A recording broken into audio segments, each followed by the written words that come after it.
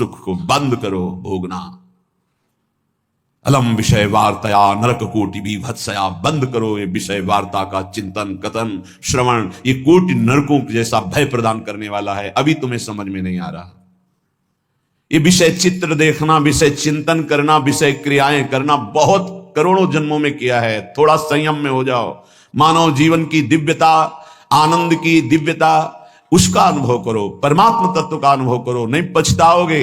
यहां से कुछ नहीं जाना। कह रहे हैं अलम छई सुखा प्रदैर युवती पुत्रादिकैर। ये बहुत बड़ा आकर्षण है हर हृदय में काम का।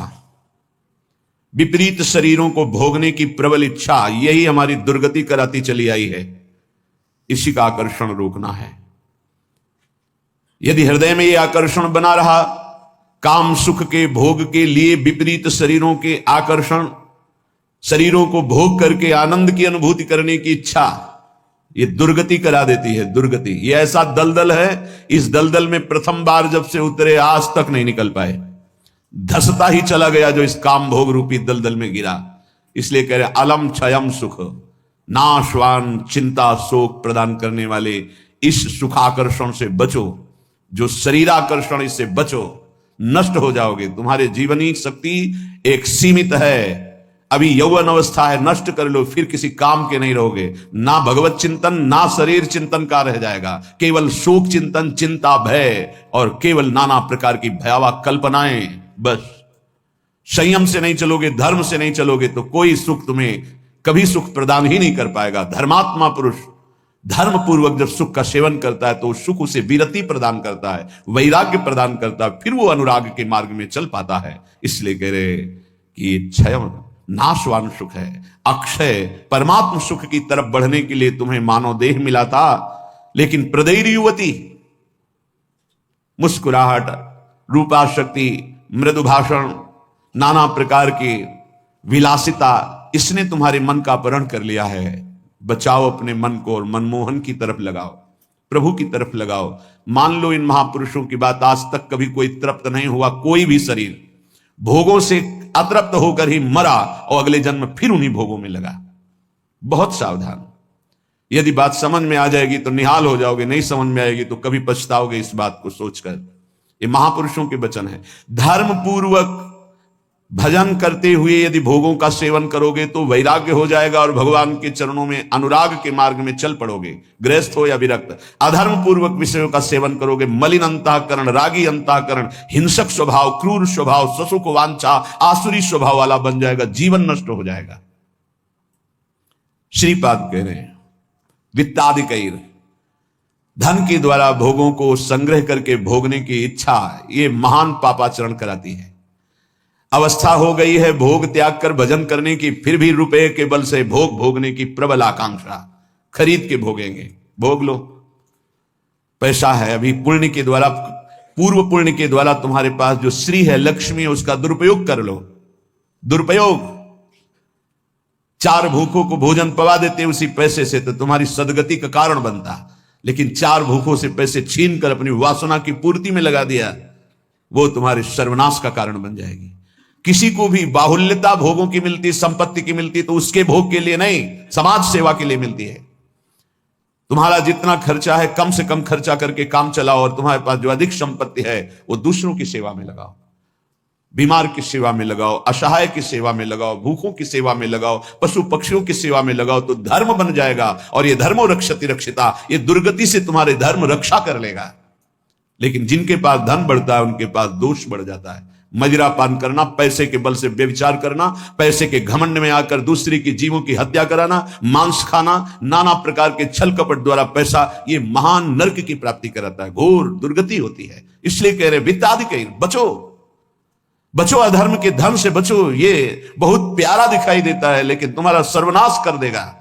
अगर 1 रुपया धर्म का आ जाए तो बुद्धि भ्रष्ट होना शुरू हो जाती, फिर तुम बड़ी बड़ी संपत्तियां छल कपट से एकत्रित करोगे, तुम्हारी दुर्दशा क्या होगी। श्रीपाद कह रहे विमुक्ति कथम याप्यलम मम नमो विकुंठ श्रेय। जो ऐसे आचरण करते हैं मुक्ति की चर्चा उनके लिए बेकार है। ममता रत सन ज्ञान कहानी, अति लोभी सन विरति बखानी, कामी समझिम हरि कथा, ऊसर बीज भय फल दशा। जैसे ऊसर भूमि में बीज फेंक दो बेकार चला जाए, ऐसे कामी पुरुष से भगवान के अनुराग की बात करो, ममता रत से ज्ञान की बातें करो, लोभी से वैराग्य की बातें करो, बोले सब बेकार हो जाती है। इसलिए बेकार हो जाती है कि उनके हृदय में इतनी मलिनता को समझ नहीं पाएंगे। श्रीपाद कह रहे यद्यपि हम चर्चा कर रहे हैं कि अलम छई सुख प्रदैर युवती पुत्र वित्तादिकैर, पर फिर भी यह चर्चा बेकार है, क्योंकि ऐसे भोगी पुरुषों को चर्चा विमुक्ति की, मोक्ष की, परमार्थ पथ की समझ में ही नहीं आएगी। फिर भी हमारी प्रार्थना है कि आप समझने की चेष्टा करें। ये तुम्हारी संपत्ति, ऐश्वर्य, पुत्र, वित्त, स्त्री, परिवार, संबंधी, ये सब एक दिन तुम्हें छोड़ देंगे, तुम्हें अकेला यहां से जाना होगा। तुम्हारे पाप कमाए हुए और पुण्य कमाए हुए वही दोनों साथ जाएंगे। और यदि भजन कर लिया तो पाप पुण्य दोनों को विध्वंस करके वो भगवत प्राप्ति करा देंगे। शुभ अशुभ दुर्ग विध्वंस बल तब जयति जयति जग उच्चरे। जो श्रीधाम वृंदावन के प्रेम का पिपासु हो, वैकुंठ के भी वैभव की तरफ आंख उठा के नहीं देखता। कथयाप्यलम मम नमो विकुंठ श्रिय, नमस्कार है वैकुंठ को, लेकिन मुझे उसके श्रिय, उसके वैभव से कोई मतलब नहीं। परम तु ही भवे भवे भवतु वार्षभाण्यथ, वृषभानु की पुत्री श्री लाडली जू किशोरी जू, परंतु मेरा मन श्री किशोरी जू के चरणारविंद में, जहां ब्रजेंद्र नंदन श्री लाल जो महाराज मुकुट झुकाए हुए हैं, रसघन मोहन मूर्तिम विचित्र केली महोत्सवोल्लसितम, राधा चरण विलोडित रुचिर शिखंडम हरिम वंदे। मैं श्री किशोरी जू महारानी जू के चरणों की उपासना करता हूं, जिनके चरणों में ब्रजेंद्र नंदन मोर मुकुटधारी स्वयं लाल जू महाराज सर झुकाए हुए हैं। वही वृंदावन मेरा जन्म जन्म की आकांक्षा है, वही मेरा सर्वस्व वृंदावन है, जहां मेरी प्यारी जू और प्यारे जो विराजमान हैं। मुझे नहीं चाहिए वैकुंठ न वैकुंठ का वैभव। अब भी समय है। उपासक यदि आर्त भाव से भगवान से प्रार्थना करे तो प्रार्थना से बहुत जल्दी परिवर्तन होता है। भगवान सत हैं, चिदानंद हैं, प्रेमानंद हैं, करुणामय हैं, और एक भगवान का नाम है भक्ता अनुग्रह कारिणो। जो उनसे प्रार्थना करता है उस पर अनुग्रह कर देते, लेकिन प्रार्थना वही सुनी जाती है जो आर्त भाव हृदय से होती है। सच्ची मानना, तुरंत परिवर्तन देखा गया है। यह हम अपने जीवन की सैकड़ों बार की बात कह रहे हैं। जब कभी ऐसा आया है और प्रार्थना हुई है, मिनट पूरा होना मुश्किल हुआ है और उस प्रार्थना का उत्तर तत्काल मिल गया है। एक बार तो बस प्रार्थना करके हटे कि तुरंत उत्तर आ गया, वो ऐसे से ऐसा, अच्छा अच्छा, तत्काल तत्काल। बस अंतर यह होता है कि हम हृदय से प्रार्थना नहीं कर पाते। हमारी प्रार्थना कपट जाल से युक्त होती, इसलिए प्रभु मोहि कपट छल छिद्र न भावा। सच्चिदानंद रूपाय भक्तानुग्रह कारिणो, माया निर्मित विश्वाय महेशाय नमो नमः। हे नाथ, आप सच्चिदानंद में हैं, सच्चिद आनंद में। तात्पर्य, हम आपको कुछ दे सकें ऐसी सामर्थ्य नहीं। सच्चिदानंद को, हे पार्थिव जो मायाकृत पदार्थ हैं, भोग सामग्री, ये भ्रम हटा दीजिए। हमने कई बार प्रार्थना किया है, ये केवल हमारे भावों को प्रकट करता है, इसलिए वस्तु सामग्री का महत्व है। अगर भाव नहीं है तो कोई वस्तु सामग्री का महत्व नहीं। आप 100 कुंतल सोना चढ़ा दो, हमारे प्रभु के लिए कुछ नहीं है। कई बार आपको बताया है, समुद्र को रत्नगर्भा, पृथ्वी को रत्नगर्भा कहा गया है। ऐसे ऐसे पहाड़ हैं जो 4-4 लाख योजन के सोने के हैं, और वो सब मायाकृत है। आप देवलोक को जाइए, वहां स्वर्णिम भवन बने हुए हैं देव गंधर्व अप्सराओं के। अमरावतीपुरी कैसी बनी हुई है, पढ़ करके महाभारत में देखिए कैसी देवराज इंद्र की सभा है, कैसी वरुण जी की सभा है, कैसी लोकपाल अग्नि की, वायुदेव की, होश उड़ जाएंगे। और ये सब मायाकृत है। ऐसे प्रभु को हम क्या दे सकते हैं? और ऐसे प्रभु को जब रोते हुए भाव से किसी ने पत्र अर्पित किया तो बिक गए एक पत्र में, पत्रम पुष्पम फलम तोयम। हे सच्चिदानंद प्रभु, आपके एक संकल्प से संपूर्ण सृष्टि प्रकट हुई है। ये प्रार्थना, मैं नीच आपको क्या दे सकता हूं नाथ? मेरे पास तो जो कुछ है वो सब आपका दिया हुआ है। शब्दों को देखिएगा, हे नाथ, मेरे पास जो कुछ है वो तो आपका दिया हुआ है। आपके एक संकल्प से संपूर्ण सृष्टि हुई है। नाथ, मैं आपको क्या दे सकता हूं प्रसन्न करने के लिए? आप मुझ पे अपनी तरफ से, अपनी कृपा से प्रसन्न हो। जब मैं शरीर की तरफ देखता हूं तो रोगा हरंति सततम प्रबला शरीरम कामादयोप्यनुदिनं प्रदहन्ति चित्तम मृत्युश्च नृत्यति सदा कलयन् दिनानि तस्मात् त्वमद्य शरणं मम दीन बंधो। अब अगर हम विचार करें शरीर के लिए तो नाथ, शरीर में कोई न कोई परेशानी बनी रहती है। रोगाहरन्ति सततम प्रबला शरीरम, ये प्रबल रोग शरीर को छीन कर रहे हैं। High blood pressure, low blood pressure, sugar, ये वो। हम क्या आपसे वादा करें कि हम ऐसी साधना करेंगे कि आप प्रसन्न हो जाएंगे? पहली बात बाहरी वस्तुओं की। नाथ, आपने एक संकल्प में अनंत ब्रह्मांडों का सृजन किया। स्वामी, मेरे पास जो वस्तु आपकी दी हुई है, मैं किस वस्तु से आपको रिझा सकता हूं? नाथ, वो तो आपकी दी हुई है। रही शरीर की बात, तो रोगाहरन्ति सततम प्रबला शरीरम, प्रबल रोग हमारे शरीर की शक्ति को छीण कर रहे हैं।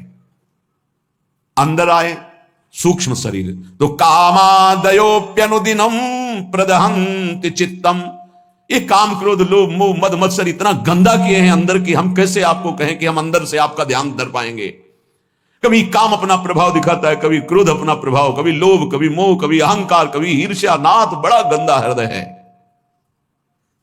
और पूरे जीवन की तरफ देखें, वादा करें कि आज संकल्प लेते हैं कि 5 वर्ष हम ऐसा करेंगे, तो 5 मिनट का भरोसा नहीं। मृत्युश्च नृत्यति सदा कलयन् दिनानि, नाच रही मृत्यु सिर पर, पता नहीं प्रभु कब हमारे शरीर का अंत हो जाए।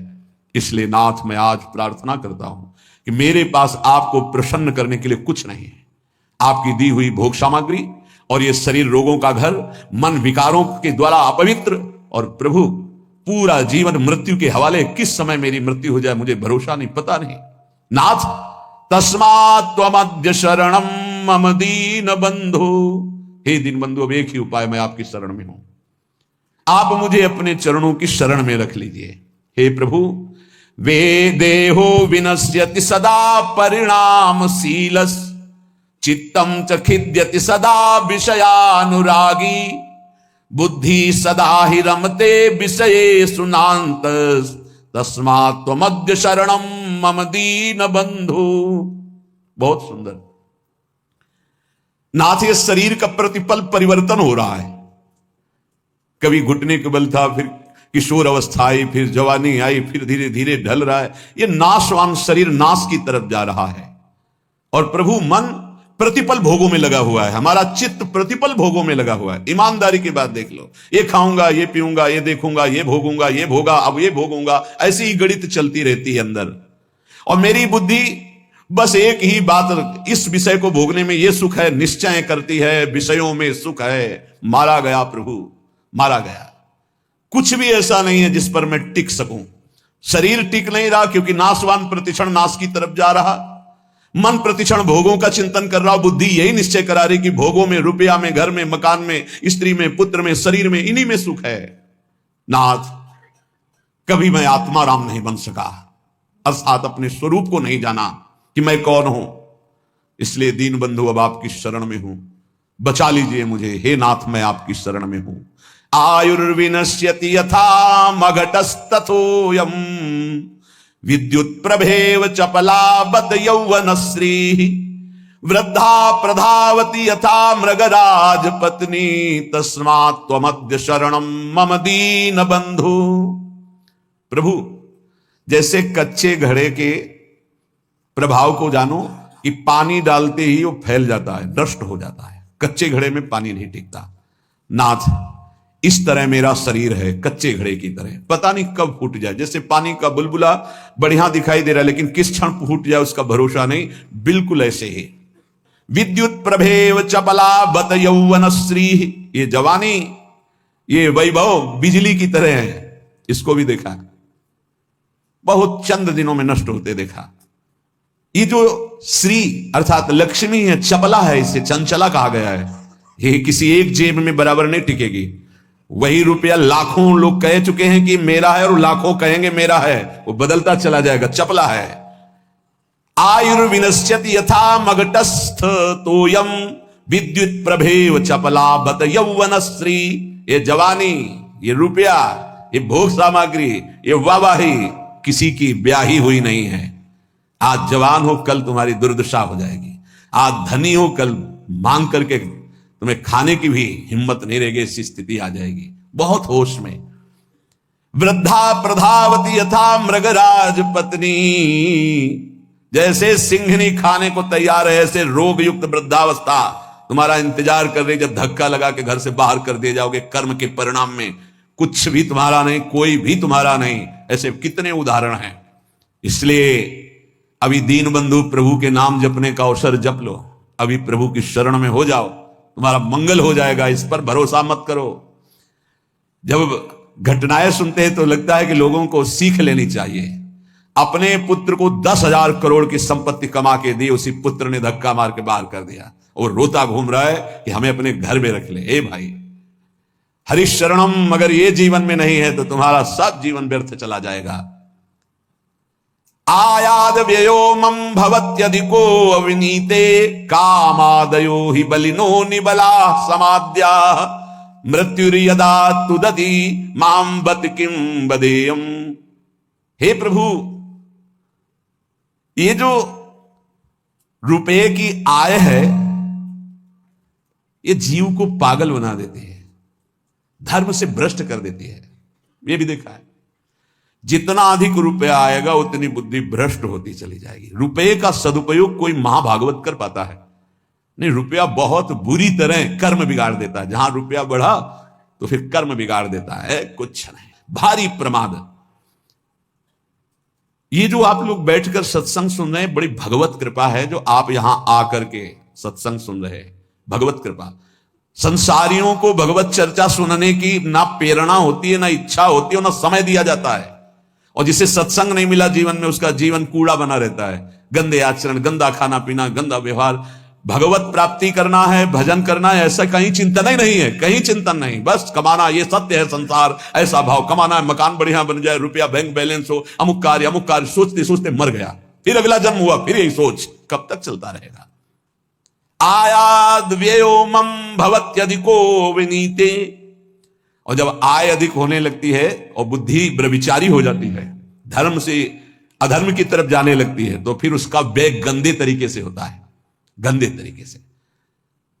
जो धर्मात्मा पुरुष होते हैं, उनका धन बहुत अच्छी तरीके से। सो धन धन्य प्रथम गति जाकी। क्या? अस्पताल खुलवा दिया निशुल्क, बढ़िया दवा, बढ़िया डॉक्टर, और जो असहाय गरीब है फ्री दवा उनकी, भोजनालय निशुल्क, किसी भी तरह का कोई छल कपट नहीं, जो रूखा सूखा सब फ्री पवार। ये धन का सदुपयोग। गौ सेवा, लाखों गौओं का, पशु पक्षियों का पोषण हो रहा है। ये विद्यालय खुलवा दिया, निशुल्क विद्यालय, फीस डॉक्टरों की, मास्टरों की, जो भी जैसे, वो सब अलग अपनी तरफ से। औषधालय, विद्यालय, ये सब वो धर्मात्मा पुरुष का ऐसे खर्चा होता है। अधर्मी का खूब शराब पी रहे हैं, व्यभिचार कर रहे हैं, कितने रुपए लगे आज के नाच में, इतने लगे पार्टी में। अस्पताल खुलवा देते तो पूरे तुम्हारा परिवार का कल्याण हो जाता, कितना लाभ मिलता। जो धनाभिमानी हैं उनके द्वारा धन का सदुपयोग नहीं होता, जो भगवत चरणारविंद के आश्रित है उनका सदुपयोग होता है। बोले प्रभु, अधिक आय होने पर धन का व्यय गलत तरीके से होने लगता है। नाथ, उसका प्रभाव यह हुआ कि काम आदि दोष बहुत बढ़ जाते हैं, बहुत बढ़ जाते हैं। कामादयो ही बलिनो निबला समाद्या, इतना निर्बल कर देता है कि वो बुद्धि से निश्चय ही नहीं कर पाता कि ऐसा करना चाहिए कि नहीं। वो ना करने योग्य व्यभिचार करता है। कामाद्या ही बलिनो निबला समाद्या, मृत्युर्यदा तुदति माम बत किम बदेयम। क्या कहूं प्रभु, इतना निर्बल कर दिया काम ने कि अब अपने को रोक नहीं पाता। अब तो मृत्यु का दंड मिलेगा और नरक की दुर्गति भोगनी पड़ेगी। नाथ, अब तो आप संभाल लीजिए, आपकी मैं शरण में हूं। एक ही उपाय है, तस्मात्। अब एक उपाय है, आपकी शरण में हूं दीन बंधु, आप स्वीकार कर लो। दीन बंधु, हे भगवान, तप्तम तपो नहीं कदापि मयेह तन्वा, वाण्या तथा नहीं कदापि तपश्च तप्तम, मिथ्या विभाषण परेण न मानसं हि, तस्मात् त्वमद्य शरणम मम दीन बंधु। प्रभु, कभी किसी तीर्थ में जाके कष्ट रूपी तपस्या नहीं की। करना चाहिए हर गृहस्थ को, विरक्त को भी। आप गृहस्थ हैं, वृंदावन धाम आए, एक दिन तो उपवास कीजिए, पानी पी के रहिए, चाहे जितने करोड़पति हों। अगर लाभ लेना है तो बात हमारी प्रार्थना मान लीजिए। एक दिन में मर नहीं जाओगे, एक दिन उपवास करो, 3-4 दिन के लिए वृंदावन आए हो तो 24 घंटे केवल पानी पी के रहो। नहीं, ऐसी स्थिति आएगी महीनों पानी नहीं जाएगा मुख में। बात मान लो, तुम्हारे कर्म भस्म हो जाएंगे जो अशुभ कर्म करते हो। वृंदावन आओ, हरिद्वार जाओ, काशी जाओ, तीर्थ यातन करो, करो अवश्य करो, जिससे तुम्हारी मलिनताएं नष्ट होंगी, लेकिन होटलबाजी मत करो। तीर्थों में जाकर के पिकनिक मत मनाओ, गंदे आचरण मत करो तीर्थों में। नहीं, पुरखा भी जो तुम्हारे कुछ ऊंचे होंगे ना, वो नरक चले जाएंगे। 21 पीढ़ियां तरती तो 21 पीढ़ियां नरक भी जाती है। तीर्थ याटन करने का लाभ वही ले पाता है जो तीर्थों में जाके तप करता है, कष्ट सहता है। एक दिन जल से व्यतीत करो, दूसरे दिन फलाहार करो, तीसरे दिन थोड़ा अन्न ले लो, कोई अपराध न बनने पावे, बचा के अपने पुण्य निकल जाओ। कोई दोष दर्शन न करो, किसी की निंदा न करो, कोई पापाचरण न करो। तीर्थ आए हो, किसी को जब तक साधु संग नहीं मिलता तो तीर्थों का भी लाभ नहीं ले पाते। वृंदावन धाम आए, मुख में मसाला खाए, 25 से थूक दिया, वैष्णव आ रहा जब करते, और उसके पैर में पड़ा, सारे सुकृत उस थूकने वाले के नष्ट हो गए। दोना में चाट खाई, परिक्रमा मार्ग में फेंक दिया। उनको क्या पता है कि कहां क्या है। दीवाल में ऊपर लिखा है राधा, और वहीं खड़े लघु संग, तुम्हारे पुरखा भी सुकृतहीन हो जाएंगे जो तुम आचरण कर रहे हो, क्योंकि तुम्हारे भाव का संबंध है वहां से। बहुत सावधान। तीर्थों में लाभ तभी ले सकते हो, लघु संग का बहुत देख के, कहां करना, थूकना बहुत देख के। तीर्थों में जाए, पक्का एक दिन उपवास करे, एक दिन फलाहार करे, एक दिन थोड़ा सा अन्न, और वो भी पवित्र अन्न। ऐसा नहीं कि आदेश कर दिया खूब छौंक बघार के प्याज लहसुन हो, ये वो। तीर्थ याटन करने गए हो, ऐसे थोड़ी जाया जाता है तीर्थ याटन। मनोरंजन के लिए मत जाना कभी हरिद्वार, ऋषिकेश, काशी और वृंदावन। मनोरंजन के लिए मत आना। अगर मनोरंजन के लिए आए हो तो जितने सुकृत हैं सब नष्ट हो जाएंगे। यहाँ का होटल लिया और वही सब करते हैं जो बंबई कलकत्ता में करते हैं। बंबई कलकत्ता नहीं है, ये नित्य विहार स्थली प्रिया प्रीतम के। एक सुकृत करोड़ों सुकृत के बराबर, और एक पाप करोड़ों पाप से भी भारी पड़ेगा यहां, इसलिए होश में। तो कह रहे प्रभु तप्तम तपो नहीं कदापि मयेह तन्वा। इस शरीर को कभी तपस्या के द्वारा कष्ट नहीं दिया, तीर्थों में जाके देना चाहिए कष्ट। हम माघ में देखो ना, बड़े बड़े सुकृतशाली वहां जाते हैं, पंडाल खोलते, संत महात्माओं का वास कराते, भोजन कराते और 3 बार नहाते हैं। माह महीने में गंगा जी का नहाना भारी तपस्या है। ऐसे एक डुबकी लगाओ तो लगता है सर है कि नहीं है, कुछ पता ही नहीं चलता, इतना ठंडा चल रही वायु। हाँ, गीजर में नहाने वाले गंगा जी में कब डुबकी मार पाएंगे। तो तीर्थों में जाते हैं, 8 बजे वहां से उठे हो, गीजर से नहा धो के पान वान खा के बाहर। ऐसे तीर्थ नहीं होते। 3 बजे तड़के जाओ, गंगा स्नान करो, बैठो भजन में, माला चलाओ। 3 दिन 4 दिन जो वृंदावन वास, तीर्थराज, प्रयागवास, काशीवास, ये कठोर तप पूर्वक किया जाता है। पर प्रभु कभी ऐसा नहीं हुआ।